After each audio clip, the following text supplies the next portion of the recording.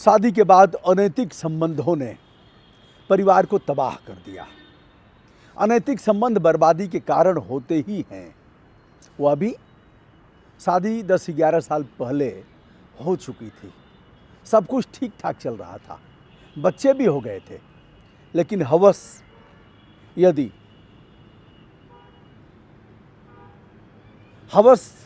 काबू में नहीं होगी तो बर्बादी की गाथा लिखी जाएगी। हमारे पूर्वजों ने, हमारे धर्म ने बहुत अच्छी व्याख्या किया था। इसे पाप और पुण्य से जोड़ा था कि एक नारी ब्रह्मचारी और औरत अपने पति को ही परमेश्वर मानेगी। जमाना बदला, लोग बदले, समय के साथ संस्कृति और मूल्यों में भी छेड़छाड़ की गई। फिर भयानक परिणाम आने लगे। महिला की शादी बड़े धूमधाम से हुई थी, खाता पीता ही परिवार था, लेकिन कन्यादान भी किया और दान दहेज में जो आवश्यक सामान है वह दिया, बेड दिया, पंखा कूलर जो भी देना होता है दिया, सीमा तोड़ करके दिया। परिवार वालों को पता था कि बेटी की जल्दी शादी कर दिया जाए, इसका नेचर कुछ ठीक नहीं है।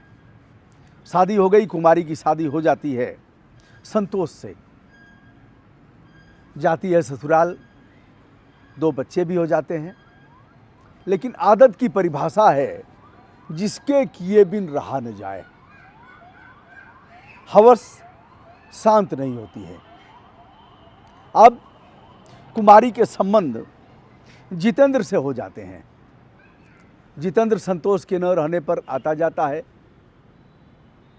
इतना तक तो ठीक था। अब कुमारी के भाई की शादी जब तय होती है तो न्योता जाता है सारे रिश्तों में।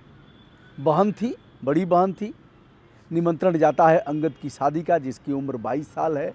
निमंत्रण जाता है और वह शादी से पहले ही आ जाती है। हल्दी और जो तमाम रस्म होते हैं, मेहंदी वगैरह में भाग लेती है। इस बीच उसके प्रेमी को अभाव खटकता है, क्योंकि बार बार इनका मिलना होता था। अब 1 सप्ताह 10 दिन से मिलना नहीं हुआ। उसने बुलाया, शादी में आ जाओ, कोई बात नहीं, आओ। अब संतोष से प्रेमी के भी संबंध थे, लेकिन संतोष इस बात को नहीं जानता था कि हमारी पत्नी से जो उसका प्रेमी है, बॉयफ्रेंड है जितेंद्र, उसके संबंध है। शादी में आ जाता है और फिर शादी के बाद कुमारी चली जाती है अपने ससुराल। जितेंद्र उसे लेकर के फरार हो जाता है। संतोष पुलिस में रिपोर्ट दर्ज कराता है और बताता है कि ऐसे ऐसे हुआ था। पुलिस रिपोर्ट दर्ज करती है और फिर उसे खोज निकालती है। दोनों के मोबाइल ट्रेस किए गए, पुलिस ने दबोच लिया। थाने पर पंचायत होती है। दोस्तों, यह मामला है थाना रक्सा, झांसी, उत्तर प्रदेश के बुंदेलखंड के झांसी का मामला है। पुलिस पंचायत करती है और फिर यह होता है कि कुछ दिन इसे मायके जाने दो, मामला ठंडा हो जाएगा तो ले आना। कुमारी भी कहती है कि हम पिताजी के घर जाएंगे। चूँकि अब तक मायके से लेकर के और ससुराल तक इस बात को सब लोग जान गए थे जब वह फरार हुई थी, 2 बच्चों को छोड़कर। आती है अपने मायके में, कुछ दिन रहती है, 2-4 दिन। फिर जितेंद्र आता है अपने मित्र ब्रिज किशोर के साथ और उसे ले जाना चाहता है। अंगद कुमारी का भाई, उम्र 22 साल, जिसकी शादी अभी 6 फरवरी 2024 को पिछले साल हुई थी। उसने कहा, दीदी बहुत हो गया। सारे गांव में इज्जत तार तार हो गई। अब तो मान जाती, 11-12 साल पहले शादी हुई थी, क्यों ऐसा करती हो? जीजाजी कितने सीधे हैं और तुम उनके सीधापन का नाजायज फायदा उठाती हो। उसने जितेंद्र को भी गाली दिया, कहा भाग, निकल यहाँ से, और नहीं तो हम पुलिस को बुलवाएंगे। जितेंद्र और ब्रिज किशोर दोनों मोटरसाइकिल से गए थे उसके घर, यानी अपनी प्रेमिका कुमारी के घर। जितेंद्र तमंचा निकालता है और फायर कर देता है। गोली सीधे अंगद के सीने में लगती है और वहीं वह छटपटा करके गिर जाता है। फायर की आवाज सुन करके अगल बगल के लोग इकट्ठे होते हैं और दौड़ा करके भागने का प्रयास करता है जितेंद्र और बृजकिशोर। दौड़ा करके लोग पकड़ लेते हैं और ठीक से कुटाई करते हैं। पुलिस को सूचना होती है 112 पर, पुलिस पहुंचती है और लोगों के बीच से निकाल करके दोनों को ले जाती है थाने। उधर अंगद को हॉस्पिटल ले जाया गया, जहां चिकित्सकों ने उसे मृत घोषित कर दिया। यदि ठीक से कुटाई हुई होती तो दोनों का भी मेडिकल होता, यानी अंत परीक्षण होता, पोस्टमार्टम। कई जगह बहुत सी घटनाओं को मैं जानता हूँ, देखा भी हूँ, और इतनी कुटाई किया है लोगों ने कि उनके प्राण पखेरु उड़ गए हैं। आइए साहब, अंगद पाल, उसकी मृत्यु हो जाती है और इधर इन दोनों को पकड़ करके पुलिस ले जाती है। अभी अब मामला चलता है एडीजे पवन कुमार शर्मा की कोर्ट में। चूँकि फरवरी का मामला है, 6 फरवरी को शादी हुई थी और उसके 13-14 दिन बाद यह घटना होती है। बीच में महिला फरार भी होती है, अंगद की मौत हो जाती है। अब इसमें अभियोजन ने ठीक से अपना पक्ष रखा, पुलिस ने चार्जशीट फाइल किया और एडीजे पवन कुमार शर्मा ने इस मामले की सुनवाई किया। लगातार चुनौती मान करके जल्द से जल्द सजा देना था। सुनवाई के उपरांत सब कुछ ठीक ठाक रहा और एडीजे अपर जिला जज पवन कुमार शर्मा ने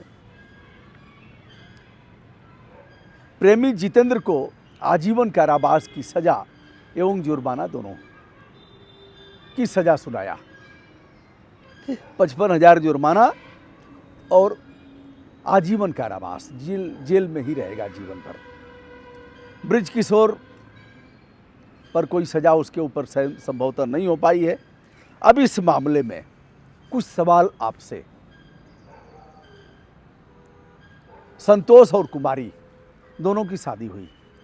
संतोष इस मामले में सीधा साधा है, प्रेमी जितेंद्र आता है और फिर आता ही नहीं है, उसने कुमारी के छोटे भाई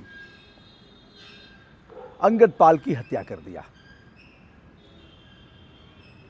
हत्या का मुकदमा दर्ज हुआ, जज साहब ने सजा दिया।